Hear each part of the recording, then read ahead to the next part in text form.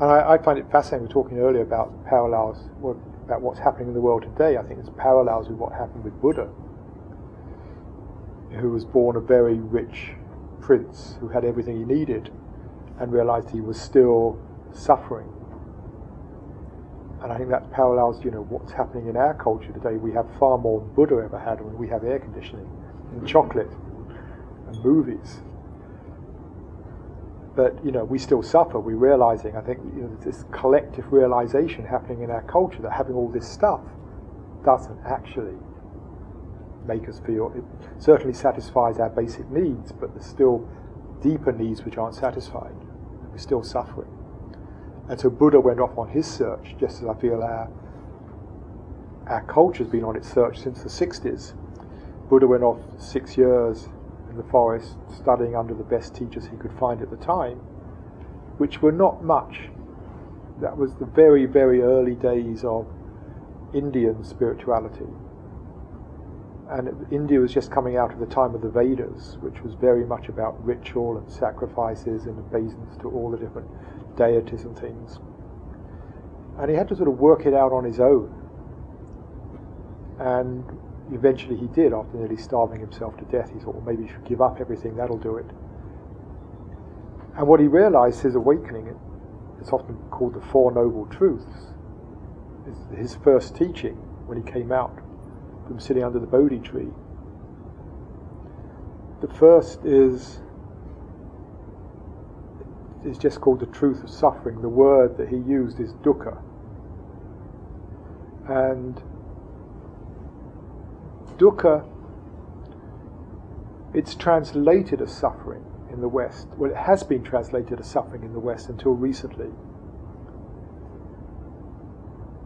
I think what happened was that a couple of hundred years ago, European explorers and academics and just the people around, the sort of travelling philosophers of the time, they came across these completely new cultures in Asia, completely new languages, with completely new religions that hadn't appeared at all in Europe.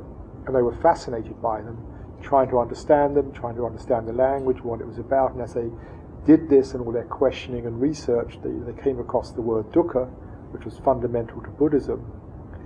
And they thought, oh yes, suffering. We know suffering. Christ suffered for our sins. We know what suffering's about.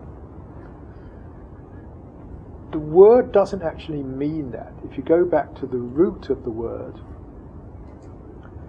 it's actually a negative.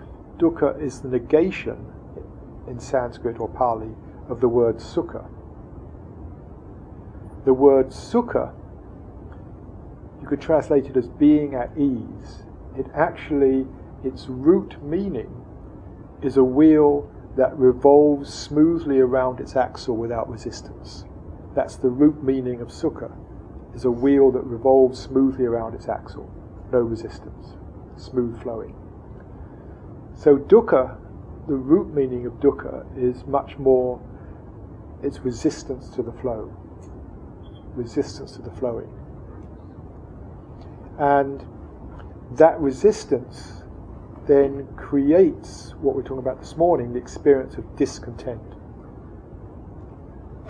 As it's often translated, unsatisfactoriness. And a lot of Buddhist teachers these days translate dukkha not as suffering, but as unsatisfactoriness. Things are not satisfactory. I think discontent says it simpler. But we are discontent with things, which is we are resisting the way things are. So the basic resistance is the resistance to how things are in the moment. We start wishing they were different. If only this weren't the case, I'd be happier. If only I had this, I'd be happy. And it's that thinking which creates the discontent. So that was his first truth, was seeing that we all live in that state a lot of the time of discontent being created. Because we are resisting the moment, we are resisting what is, we are wishing things to be different. Which is, if you think about it, it's absolutely stupid. No amount of wishing things would be different is going to change things. Things are as they are. We may want to change things in the future, but you cannot change the present. But this is what we do. We get caught up into resisting how things are. I don't like this. It isn't right. Or I do like this. I'm going to hold on to it. And I don't want this to go away. It comes the other way of relating to it. And then the second noble truth was clinging. Seeing that the reason we resist things is because we cling to our ideas of the way things should be. This is the way things should be in order for me to be happy, to be at peace. The world needs to be a certain way. And so the clinging, the second noble truth, comes from, again, what we were talking about this morning, that way of thinking, that belief system, that how I feel inside depends upon what's going on around me. That belief system that takes us out of natural mind, that focuses our attention on how to get things, make things the right way. That's the source of the clinging. And then the third noble truth is nirodha, which means basically releasing, letting go. It's an undoing. So it's really about an undoing of the clinging, releasing it, and letting go of the clinging. Realizing that we don't have to cling, we can actually just release it, which is I could say, just coming back to the present.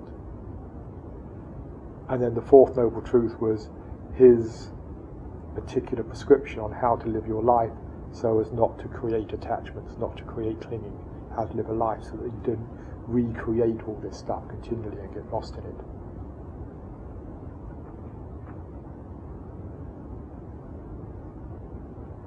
And I think that's where we're getting to today as a culture, is we're going through a similar process as Buddha, and as he had to sort of strip away all the religious trappings of his time. I think we're doing the same, just stripping it all away and coming down to that core truth, and it's a universal truth. And that's why so many people are saying, come back to the present, be here now. The power of now, coming back to the present, accepting the present as it is, being in the moment.